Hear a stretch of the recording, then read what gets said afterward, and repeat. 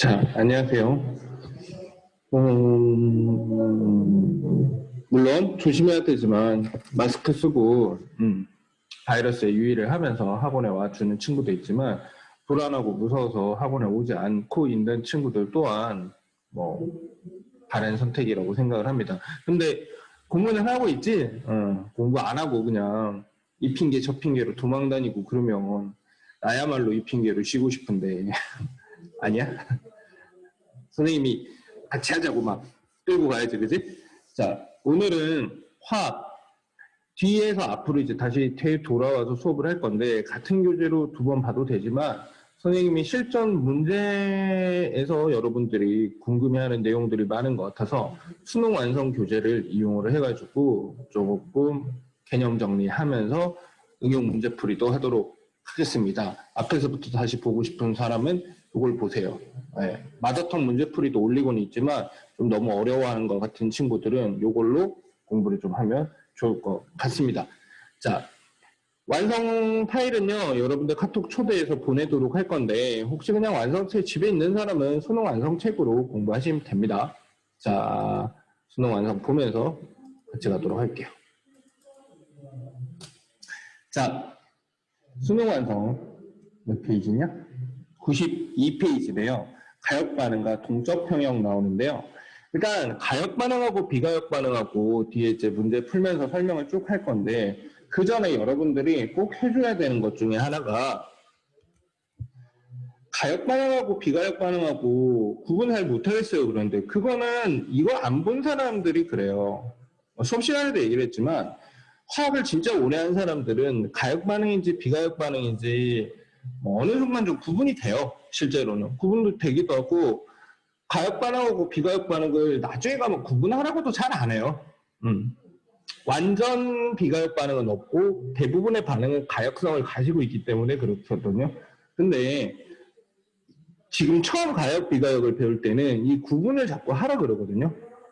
비가역 반응 같은 경우에는 반응이 완결이 된다라는 표현을 써요. 한쪽으로만 진행을 하다 보니까 시간이 지나면 반응물은 둘 다 혹은 둘 중에 하나가 모두 사라질 때까지 반응이 진행이 된단 말이죠.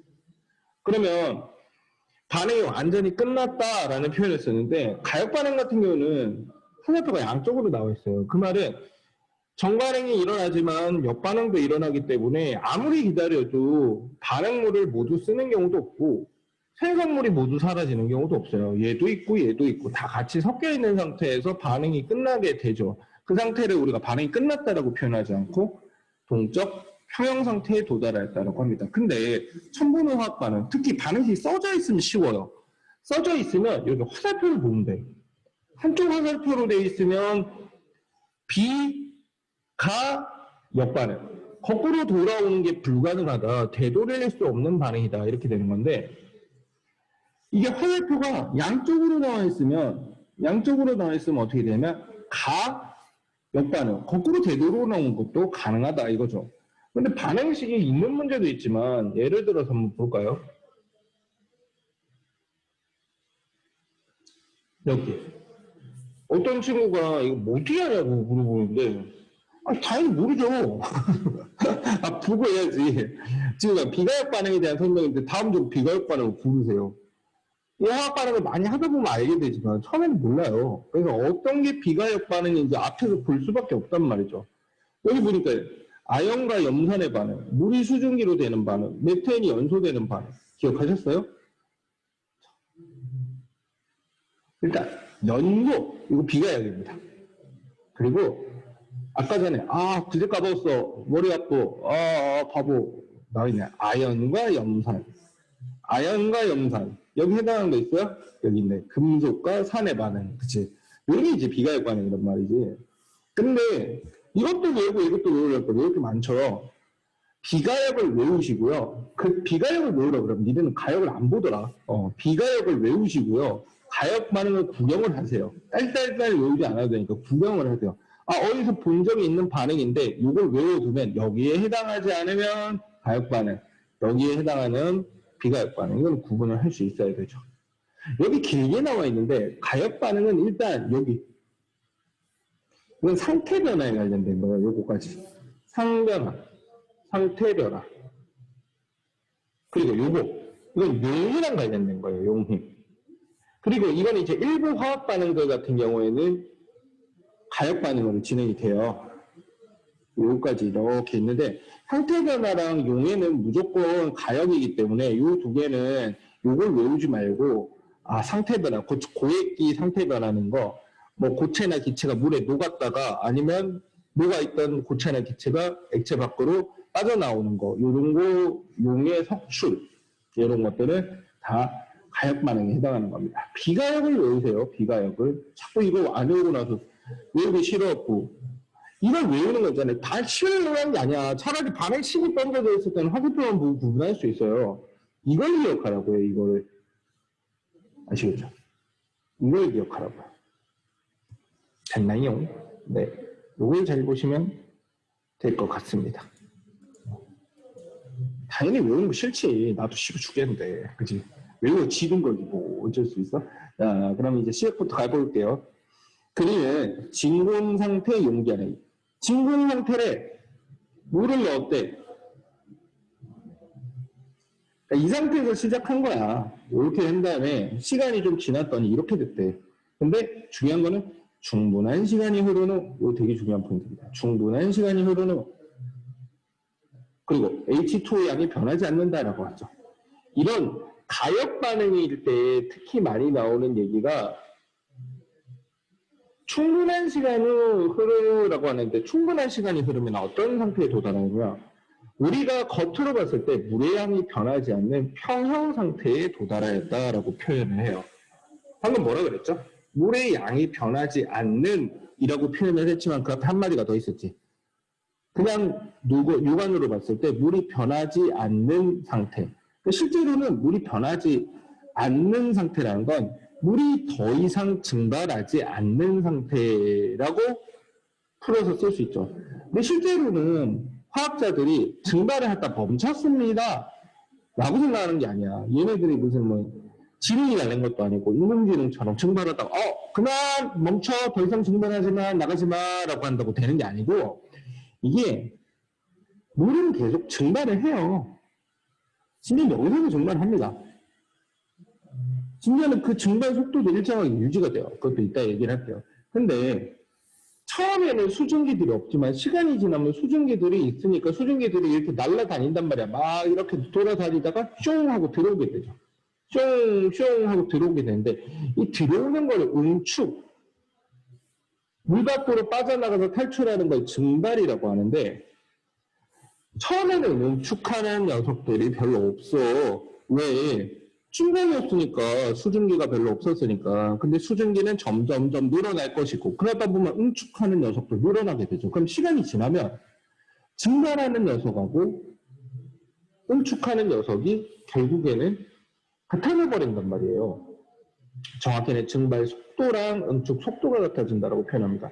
그래서 우리 눈에는 더 이상 증발을 안 하는 것처럼 보이는 거예요. 근데 실제로는 증발이 멈췄다, 증발 속도가 0이다 라는 표현은 다 틀린 거예요. 증발을 열심히 하고 있지만 응축을 그만큼 똑같이 해주니까 증발을 안 하는 것처럼 보인다라고 하죠. 그래서 평형일 때 이 단어에서 동적 평형이다 라는 말을 쓰는 겁니다. 동적 평형. 잔잔한 상태지만 사실은 보면 전투적으로 열심히 증발하고 응축하고 이렇게 하고 있다는 거야. 그러니까 동적 평형 상태이다라고 하는 거죠. 자, H2 기체의 압력은 변하지 않는다. 이건 맞는 말입니다. 어느 상태? 이 상태에 관해서 설명이 변하지 않아요. 근데 가끔 물어보더라고. 선생님, 압력을 어떻게 알아요? 라고 하는데 감으로 대충 아는 사람도 있는데 감으로 대충 아는 사람은 그게 맞아. 여기 기체가 마르면 압력이 높아지고 기체가 적으면 압력이 작아지겠죠. 그죠? 정확하게 말하면 부피당 기체 분자수에 의해서 결정이 됩니다라고 하는 거야. 조금 더 정확하게 말하면 PV는 nRT이기 때문에 P는 일정한 부피 기준으로 일정한 온도 기준으로 부피당 분자수에 의해서 압력이 비례합니다라고 하는 건데 여기까지 넘어가면 막 물원이나 약간 화투 같은 느낌인 거고 여러분은 부피당 분자수가 많으면 압력이 높고 부피량 분자수가 적으면 압력이 적어진다라고 생각하시면 돼요. 근데 여기서 증발을 계속적으로 하고 있지만 응축하는 녀석들이 있기 때문에 이 공간 안에 들어있는 분자수는 변하지 않아요. 만원 버스 생각하면 알아. 만원 버스인데 한 명 타면 한 명 내리고 한 명 타고 한 명 내리고 한 명 타고 한 명 내리면 그 버스 안은 똑같잖아요. 빽빽하기는. 물론 아줌마가 타고 아저씨가 내리고 아가씨가 타고 아저씨가 내리고 뭐 이렇게 하다 보면 안에 들어있는 뭐 남자인지 여자인지 아가씨인지 아줌마인지 학생인지 뭐 할아버지인지 그런 건 바뀌겠지. 그렇지만 그 안에 들어있는 사람 수는 별로 변하지 않는다고 꽉 찬 버스 기준으로 이미 꽉 찼다라고 생각하시면 돼요. 변하지 않습니다. 이거는 맞죠. 이 상태에 되면 같은 겁니다. 물이 증발하는 반응은 왜 물이 끝까지 없어지지 않느냐. 끝까지 없어지면 비가역 반응이에요. 기다려도 끝내 물이 모두 수증기로 바뀌지 않는 것은 돌아오는 녀석, 응축되는 녀석이 있기 때문입니다. 라고 해야 되죠. 이렇게 양쪽 화살표로 표시할 수 있는 가역 반응이 되는 거죠. 답은 나왔죠? 네. 풀이니까. 풀이라기보다 답만 찾는 거면 더 빨리 설명했을 거야. 간단하게 개념 설명하면서 문제 보는 겁니다. 넘어가도록 할게요. 비슷한 문제 하나 더 있어요. 뭐 똑같은 문제로 부를 정도면 이제 뭐 여러분들이 푸시면 됩니다. 근데 이제 안 풀어본 못 푸는 사람도 있으니까 잠깐 멈춰놓고 문제 푸른 다음에 같이 보시면 더 좋을 것 같은데요. 자, 똑같아요. 진공 상태. 여기 아무것도 없다는 거죠. 둥근 플라스크, 액체 브로민을 넣고, 브로민 액체를 넣어놓고, 시간이 지난 후, 여도 똑같은 말이 또 나와. 충분한 시간이 흐른 후, 에스타익 모스바이, 시간이 흐른 후. 액체 양이 더 이상 변하지 않는데, 아마도 줄어들지 않겠죠. 그 이유는 처음에는 기체가 돼버리는 녀석들이 있지만, 시간이 지나면 어떻게 돼? 증발되는 속도나, 응축되는 속도나 같아지기 때문이다 라고 하는 거죠. 자, 브로민 액체의 질량은 안 변하는 거 아니에요. 그런데 액체의 질량은 변하죠. 액체가 줄어들었으니까 나에서 질량이 감소합니다. 대신 기체의 질량이 증가했고 합은 일정하겠죠. 브로민 기체 응축 속도는 아까도 말했지만 나에서 더 빨라요. 왜?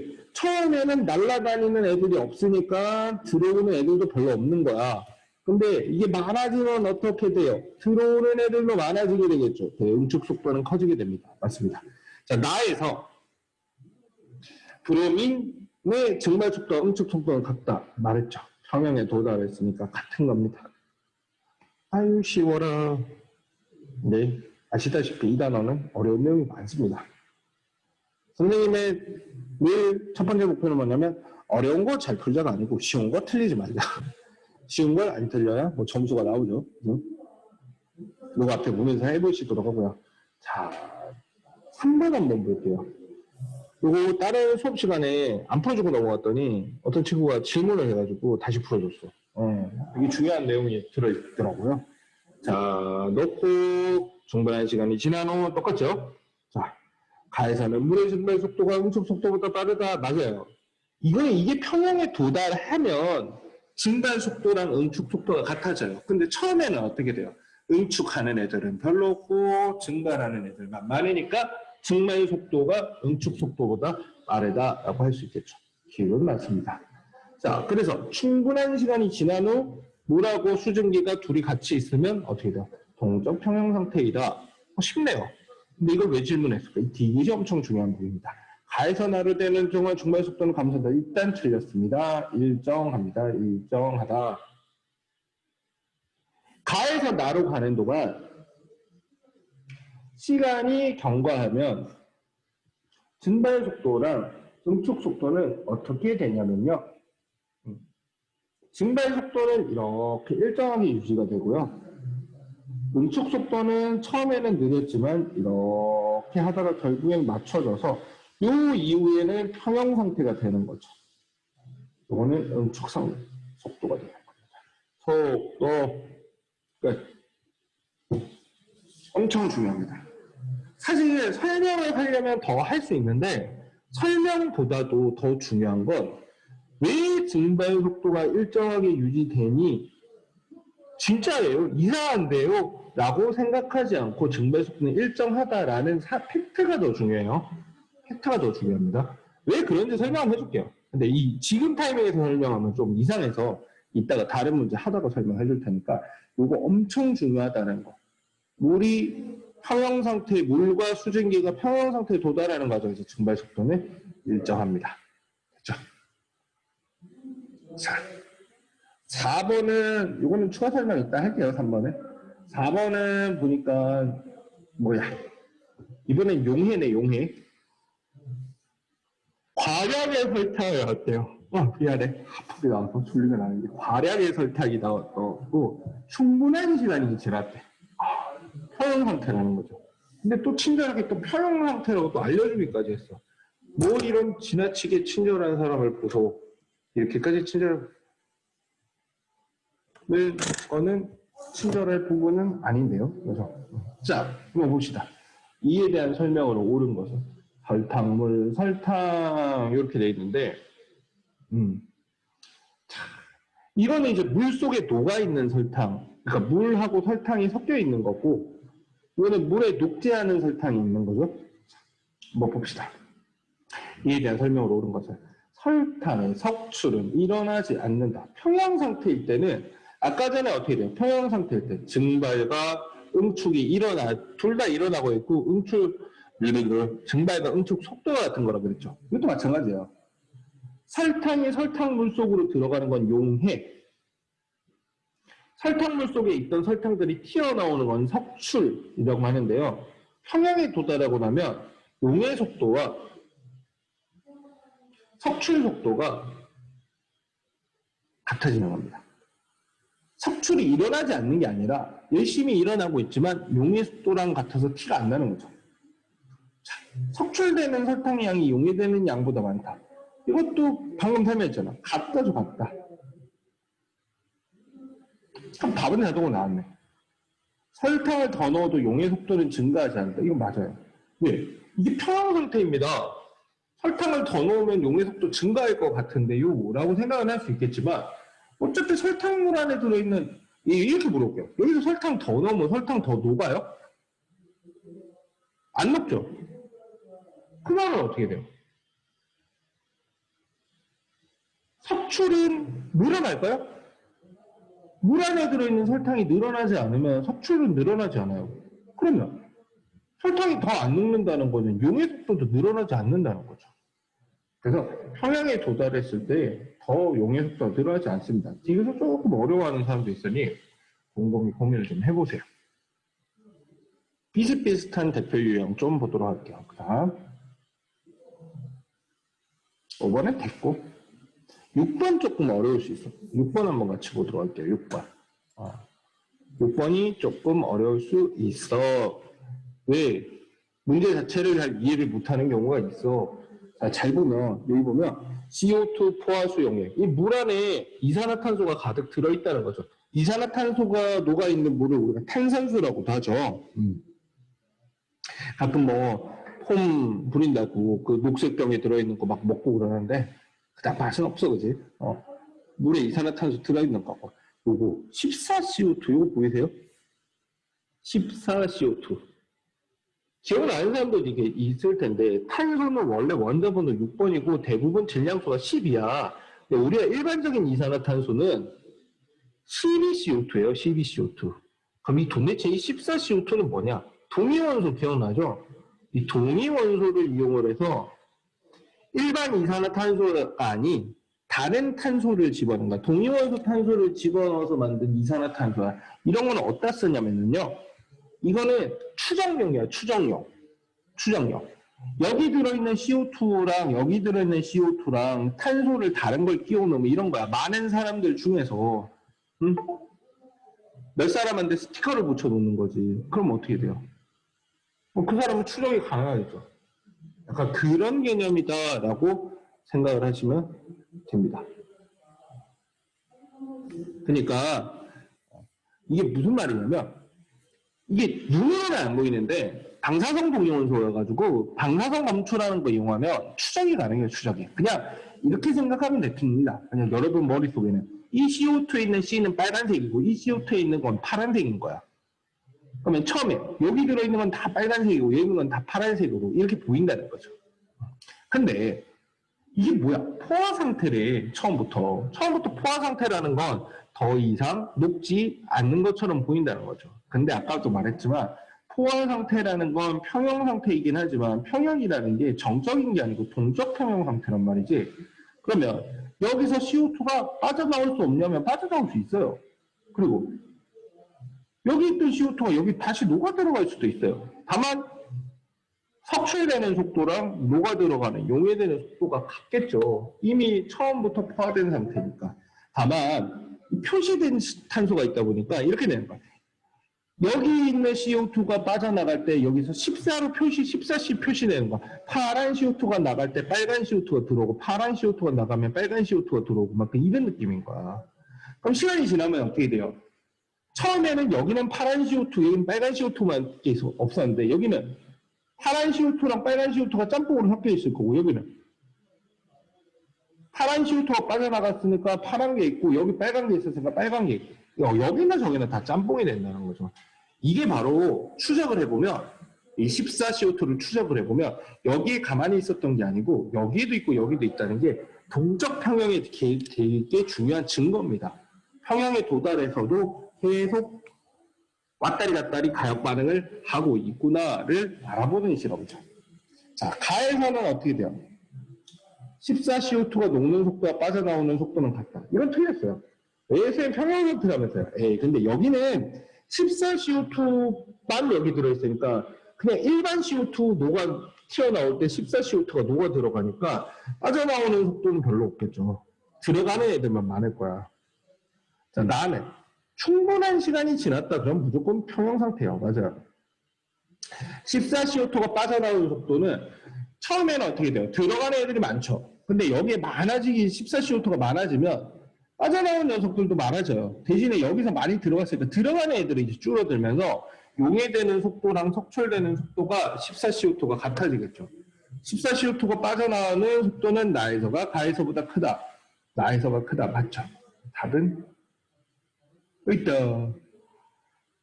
다 풀었고 크다 작다 거꾸로 보지 마세요. 자, 넘어갑니다. 질문 있으면 언제든지 질문을 남기시고. 다음 8번. 8번은 보니까 그림은 NO2가 N2O4를 생성하는 반응의 화학 반응식이다. 이 반응식 써져 있네요. 그죠? 화살표도 나와 있어. 엄청 친절해. 가역 반응. 그치? 자, 가는 밀폐 용기에 NO2를 넣은 상태고 시간이 지난 후 충분한 시간이 지났어요. 엄청 기다렸어. 1억 년 기다렸어. 그러니까 N2O4로 바뀌는데 아무리 기다려도 NO2가 남아있는 거지. 이거는 가역 반응의 증거죠, 증거. NO2가 N2O4로 바뀌다가 말았다가 아니라 NO2는 열심히 N2O4로 바뀌고 있었으나 N2O4가 시간이 지나면서 NO2로 바뀌는 것들이 생기기 때문이다 라는 거죠. 자, 가에서 정반응의 속도는 역반응의 속도보다 빠르다. 처음엔 당연히 정반응이 빠르죠. 나에서의 정반응 속도는 0이다. 틀렸어요. 정반응 속도를 알 수는 없지만 0은 아닙니다. 왜? 평형에 도달하면 정반응과 역반응의 속도가 같아지는 거지 0이 되는 건 아니다 라고 했죠. 나에서 용기 내 압력은 일정하게 유지된다. 아까 용기 내 압력이라는 건 부피당 분자수라고 그랬죠. 그러니까 이 안에 있는 분자수가 증가하는지 감소하는지 일정한지를 보면 되는데 여기는 뭐 분자수가 변할 일이 없죠. 여기서는 정반응이 진행이 되면 두 개가 하나가 되니까 분자수가 줄어들고요. 역반응이 진행이 되면 하나의 분자가 두 개로 쪼개지니까 분자수가 늘어납니다. 근데 여기서는 어떻게 돼요? 평형에 도달했으니까 분자수가 딱히 증가하거나 감소할 일이 없고 용기 내 압력은 일정하게 유지된다. 맞습니다. 답은 3번 이렇게 되겠지. 내가 풀었나 그지? 이쯤에서 조금 중요한 내용이 있어요. 자, 그러면 얘가 평형에 도달할 때까지 8번에 관련된 그래프입니다. 시간에 따라서 반응 속도를 한번 살펴보면요. 처음에는 시작했을 때는 N2O4가 없으니까 역반응의 재료는 없고 NO2만 잔뜩 있어요. 그래서 처음엔 정반응의 속도가 빠르고요. 시간이 지나면서 N2O4가 생기기 시작하니까 역반응이 점점 빨라지게 돼요. 그래서 이게 역반응의 속도예요. 속도, 역발을 이렇게 되죠. 근데 문제는 정반응이야. 정반응이 이렇게 돼요, 이렇게. 이렇게. 정반응. 뭔가 눈치챘어요? 아니야? 선생님 무슨 얘기 할지 알아요? 바로 위에 그래프가 하나 있었죠. 요거. 보셨어요? 보셨어요? 쌤! 왜 여기는 이게 일정한데 여기는 이렇게 줄어드나요? 일단 묻지도 따지지도 말고 그냥 외우세요. 일단은. 화학 반응이야. 이건 화학 반응. 분자의 구조가 바뀌는 화학 반응일 때는 이렇게 되고 이건 그냥 물이 증발하는 상태 변화일 때는 이렇게 되는 건데 이유는 설명을 해줄 수는 있어. 맨날 주특기가 외우잖아. 외우는데 외우를 별로 묻지는 않아. 별로가 아니고 안 물어봐. 묻는 걸 본 적도 없고요. 알 필요는 없습니다. 난 이유를 모르면 또 니네가 헷갈려 하니까 이유를 얘기를 해줄게. 오히려 설명은 이게 더 쉬워요. 왜? 당연히 처음에 요이 C 땅 하면 어떻게 해? NO2가 많이 들어있으니까 당연히 NO2가 N2O로 열심히 바뀌겠지. 아니야? NO2가 N2O로 죄송해요. 컴퓨터가 조금 이상하다. 그 잘 되고 있지? 뭔가 조금 이상해서 이해하는 자, 처음에 여기 시땅하면 NO2만 잔뜩 있었으니까 정반응이 빠를 수밖에 없죠. 근데 시간이 지나면 어떻게 돼? NO2가 정반응을 해서 N2O로 바뀌어가면 이 플라스크 안에 있는 NO2가 감소한단 말이에요. NO2가 감소하니까 어떻게 돼요? NO2, 이 정반응 재료가 없어지니까 어떻게 돼요? 정반응하고 이게 없어지니까 점점 줄어들죠. 속도가. 말이 어렵나? 이게 NO2 두 개가 붙어가지고 N2O4가 되는 거야. 근데 NO2가 돌아다니니까 다른 NO2랑 붙어갖고 N2O4 바뀌고 NO2가 돌아다니다가 다른 NO2랑 바뀌고 이렇게 되는데 용기 안에 NO2가 점점점 N2O4로 바뀌면 어떤 NO2가 다른 NO2를 만나기가 어려워져요. 저기 NO2 있었는데 제가 N2O4로 바뀌고 저기도 NO2 있었는데 N2O4로 바뀌고 그지? 그럼 어떻게 돼? 당연히 다른 NO2 찾아다니느라 더 시간을 지체를 할 때고 속도가 느려질 수밖에 없다는 거죠. 마우스 떨었어, 마우스. 그러니까 속도가 느려지는 거야. 반대로 어떻게 돼? N2O4는 생산물인데 생산물이 처음에는 없다가 많아지니까 이제 역반응을 할 수 있게 되죠. 그래서 역반응 속도가 올라가는 거야. 그래서 정반응은 내려오고 역반응은 올라오고 그러다가 한 군데서 만난 거죠. 이 그래프가 훨씬 더 쉬운 그래프예요. 근데 아까 전에 그래프 지금 뭐 설명하는지를 까먹으면 안 돼, 자꾸. 내가 까먹을래. 실컷 해놓고 쑥 넘어가면 얘는 왜요? 얘는 왜요? 얘도 개그맨도 아니고 펜도 들고 마우스도 들고 하다 보니까 내가 손으로 마우스를 쳐버려서 그래. 미안. 여기 보면 증발 속도는 왜 일정해요? 증발하면서 물이 줄어드는데요. 맞아요. 그럴 듯해요. 근데 이게 왜 그러냐면 물이 준다고 해도 물이 줄어든다고 해도 높이가 낮아지는 거예요. 그죠? 그죠? 높이가 낮아지는 거예요. 높이가. 말로 설명을 해줄게요. 물이 증발하는 과정에서 높이가 줄어들어요. 이렇게. 근데 표면 증발은 어디서만 일어나면 물의 표면에서만 일어나요. 안쪽에서는 증발하지 않는단 말이야. 표면에서만 증발해요. 근데 이게 물이 좀 줄어도 어차피 표면은 똑같아. 표면에 있는 애들 중에서 탈출을 하는 거란 말이야. 좀 내려가도 표면은 똑같아. 탈출을 하는 거란 말이야. 그래서 증발 속도가 안 바뀌는 거예요. 만약에 증발 속도가 변하려면 병 모양이 이렇게 생겨야 돼. 근데 보통 그렇게까지 하지도 않고 물이 증발을 해서 평형에 도달하는 과정에서는 증발 속도는 일정하시고 화학 반응에서 평형에 도달하는 과정에서는 정반응의 속도는 줄어드시는 걸로 알아두세요. 그래프 두 개 잘 가도록 합니다. 요거랑 요거, 그죠? 됐징. 근데 또 요거는 한 번 더 또 중요한 게 있어. 넘어가 볼게요. 요거 한번 볼게요. 3점짜리 요거 하나. 2번.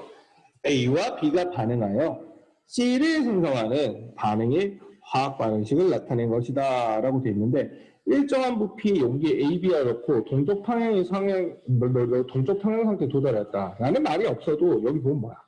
가역 반응이니까 동쪽 평형 상태에 도달해야 됩니다. 그때 시간에 따른 반응 속도를 나타낸 것은 어떻게 돼요? 역반응 속도는 당연히 빨라지고 정반 속도는 느려지면서 만나야겠죠. 2번 이렇게 되죠. 그치? 근데 3번을 한번 보세요. 선생님, 이상해요. 안 만났어요. 아까 전 그래프랑 뭐가 다른지 보세요. 시간, X축은 시간, Y축은 뭐야? 반응 속도죠. 얘네. 농도입니다, 농도.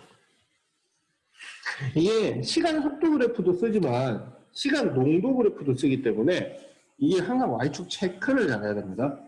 자, 그러면 이걸 농도라고 하면, 속도라고 하면 이상하죠. 성반응 속도가 적반응 속도가 같아지지 않으니까 이상한데, 농도는 이상한 게 아니야. 왜? 평형에 도달했다는 게 반응물하고 생성물의 농도가 같아졌다라는 뜻은 아니거든요. 반응물이 생성물로 바뀌는데 이게 가역 반응이면, 평형 상태일 때는 반응물이 10개로 시작했을 때 반응물 5개 남고 생성물 5개 생깁니다. 이게 아니야. 3개, 7개 상태에서 평형에 도달할 수도 있고, 2개, 8개에서 평형에 도달할 수도 있고, 1개, 9개도 가능한 거고, 1억 개, 1개, 뭐 이렇게도 가능하단 말이야. 무슨 말이냐면, 평형에 도달했을 때 농도가 같아질 수도 있지만, 그건 거의 극히 드문 경우고, 농도가 같아지는 게 아니고, 반응 속도가 같아지는 거라는 거예요. 그러니까 3번 문제에서 반응 농도가 같아지지 않는 게 전혀 이상한 게 아닌데 이상하게 보일 수가 있다는 거죠. 이런 거야. X는 반응을 해요. 시작했더니 처음에는 농도가 0이었다가 나중에는 농도가 2A까지 올라갑니다. 2A만큼 농도가 늘어나게 되죠. Y는 어떻게 돼요? 2A에서 시작을 했는데 시간이 지났더니 A로 감소합니다. A만큼 줄어들었죠. 그러니까 이게 왜 같아지지 않냐면 어차피 X랑 Y랑 처음부터 양도 달랐고 이거 하나 없어진다면 저거 하나 없어지고 꼭 그런 게 아니기 때문에 이거는 계산을 해 보아야만 할 수 있죠. 자, 근데 여기서 중요한 정보가 있습니다. 바로 뭡니까? X 2개 생기는 동안 Y 1개 줄어든다는 거죠. 지금 X가 늘어나고 있어요. 어떻게? X가 늘어나고 있어요. 어떻게? Y 하나로 X 2개씩 만드는지 Y 하나 줄어들 때 X 2개씩 늘어나고 있습니다 라고 하는 거죠. 근데 가역 반응이니까 양쪽 화살표를 쳐주는 게 좋겠죠. 그래서 이 반응에 대한 반응식은 이거거나 또는 이거죠. 됐습니까? 그러니까 화학 반응식은 좌우 바꾸는 건 상관없어요. 특히 이런 가역 반응, 화살표가 양쪽으로 있는 경우는 바꿔도 돼요. 그렇지만 화살표 좌우를 바꾸는 게 아니라 숫자를 바꾸면 안 돼. 그래서 이거는 좌우가 바뀌어서 틀린 게 아니라 y 앞에가 1, x 앞에 2인데 그거를 반대로 써놨기 때문에 틀린 거야. 일단 0에서 t까지 감소하는 y는 어떻게 돼요? a만큼 줄어들고요. 여기서는 생성되는 x는 2a만큼 늘어나죠. a만큼 줄고 2a만큼 늘어났으니까 틀렸죠. 디귿이 바뀌었네요.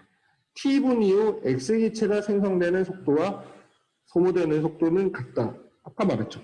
생성되는 속도와 소모되는 속도가 그게 다 반응 속도죠. 그게 같아져야지 평형 상태에 도달합니다. t분 이후면 충분히 평형이라고 볼 수 있죠. 여러분, 한번 됐죠? 화학 평형에 대해서 공부했고요. 이제 물의 자동이어나 공부해야 되는데 잠깐만 깔았다 합시다. 잠깐만.